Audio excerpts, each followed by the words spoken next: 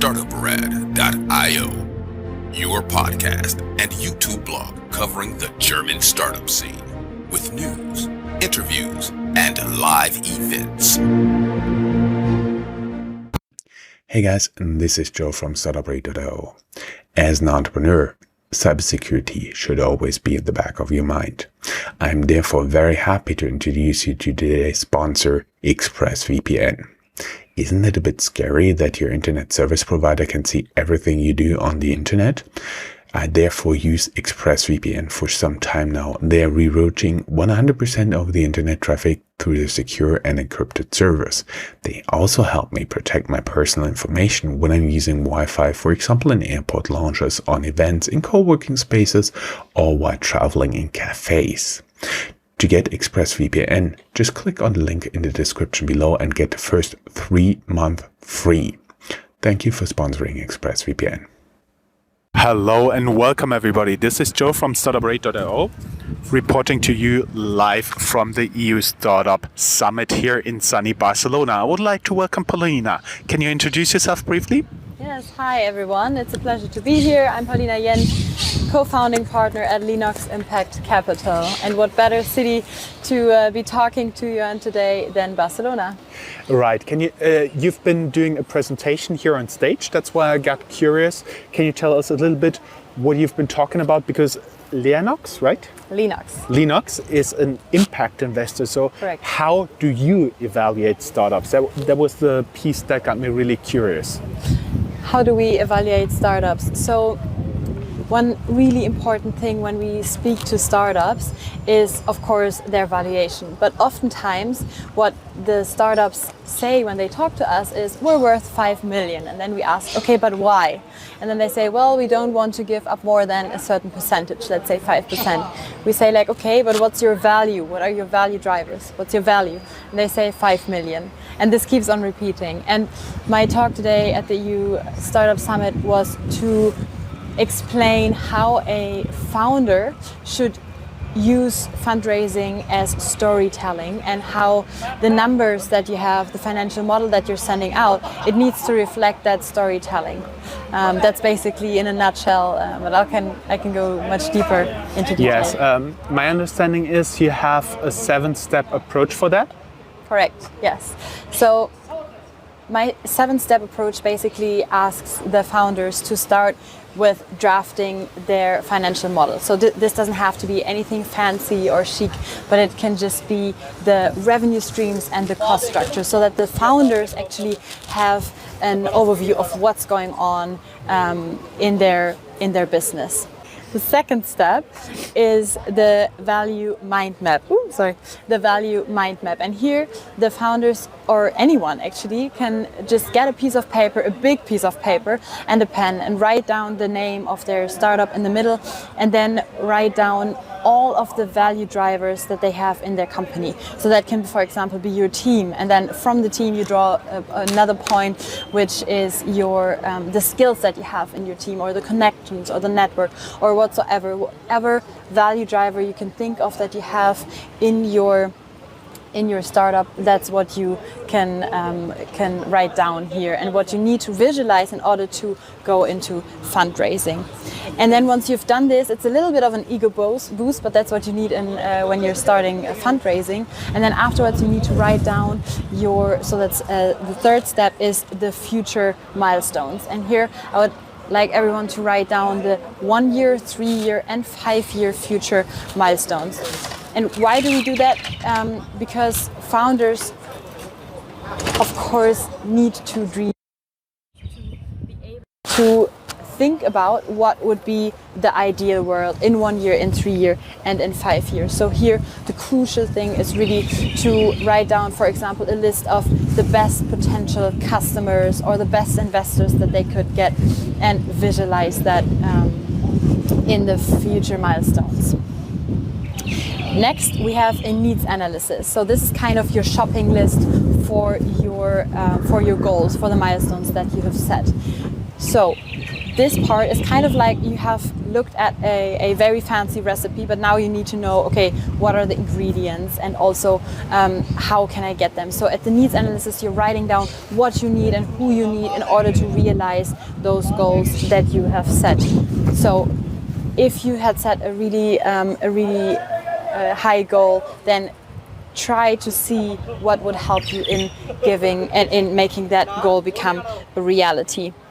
Next, we have the reality check, and this is not to see, okay, which of those can I actually do in the next year or 3 years or 5 years, but the reality check is crucial, and it's you asking for feedback and asking the right people for the right kind of feedback. I have two main things here. The one thing is that you're asking not only your best friends and the people that are willing to help you, but really ask the people that might use the product, ask them for real constructive feedback. And then when it comes to pricing and your business model, don't ask them, would you buy my product? And would you buy or pay for my service? But will you buy my service? And will you buy from my product? And one example I'd like to give here is that if I ask my grandma whether she's going to, whether I'm her favorite grandchild, then she says, yeah, sure. But if I ask her, Grandma, will you tell my 2 brothers that I'm your favorite grandchild, then that's a whole different story. And that's the same with feedback. So you need to ask for constructive feedback to the right people. And then a little piece of advice, if you get unconstructive feedback that was meant to hurt you, then my advice is to think about it and take maybe the 1% of truth, the 1% that you can take away, the 1% that can actually be helpful, and then just move on and let the rest go. And that's as far as the reality check goes. Now we're coming to the 6th step, which is the financial roadmap. And here we're coming back to our first financial draft, and we're putting all of those value drivers actually into numbers. What we're doing here initially or essentially is looking at our numbers as a dynamic and interrelated system, just as your fundraising, just as your business. To give an example, if you are a marketing heavy B2C product, and you show the investors in your financial model that you're doubling every month in revenue, but then your marketing actually is stagnant and doesn't increase by much, then we as investors, we will have some questions. So it is crucial that your numbers, they might be boring for some people, but it is crucial that they are part of the storytelling. And some investors say, why do you ask for a 3-year or 5-year financial plan? It doesn't make sense. It is not the truth. You won't ever have exactly this revenue in 3 years, but it is an essential part of you understanding your business model and we as investors understanding your plan behind it. Through your numbers, we can check what are your goals, how high are you aiming. So going back to the future milestones, what's your plan? So we can ask, how do you want to realize doubling in revenue every month? And then you can go back to your needs analysis and show how you want to do that with who and what.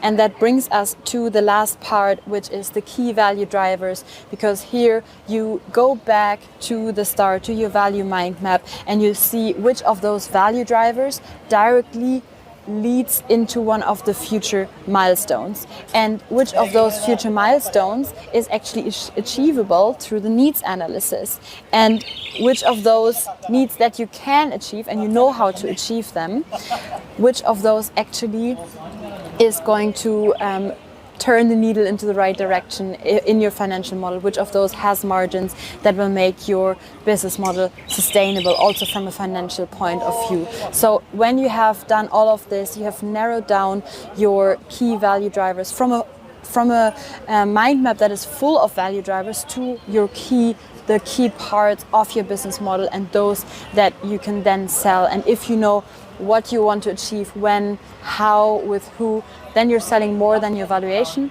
then you're selling your value and your worth. And that's why I invite everyone to sell your value and not your valuation. That sounds pretty promising, and it's quite a step from the usual VC pitch, just get your financial models in order. What are you as an investor specifically looking for? I remember you talked about wanting to invest 50% in female founders. Correct, yeah. Our investment criteria, we invest in impact innovation. For us, impact means anything that is inherently impactful. So our startups, they need to be created to solve a environmental or social problem at the core. That's what impact means for us. And we, in our whole investment process, we follow quite the radical approach there, which is either it's a hell yes or it's a no, and that's how we see impact as well. That's of course only the screening, and then we have developed together with experts the Leanox Impact framework. But that would go further than the question. So our investing criteria are impact innovation that is scalable, early stage startups in Europe. We invest industry agnostic, but always within impact. And very important, especially for the fund that we're planning to raise soon, 50% female founders, and we're planning to raise from 50% female LPs. So that is a core. The numbers show that investing in females is, and investing in parity is profitable, and now we need to show that it is also possible. And we do this through the whole supply chain of the investing ecosystem, where we have 50% female founders, but also 50% investors, and we're 50% at the partner level at our company, with me being the female GP and my partner being a male GP. So we really invest in parity. It's all of us together against the problem and not us against each other, and that's why we invest in parity. That sounds pretty interesting. And down here in the show notes, we'll share your LinkedIn profile as well as a link where startups can learn more and can pitch, as well as potential LPs can reach out to you. Perfect. Thank you so much. Totally my pleasure. Muchas gracias. Adios.